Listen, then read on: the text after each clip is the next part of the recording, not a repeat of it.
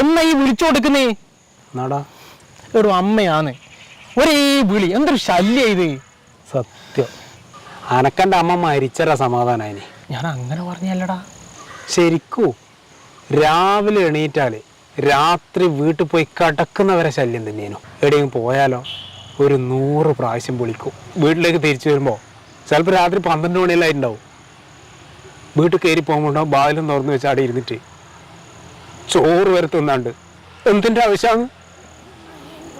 ഒരു ശല്യനോടാ.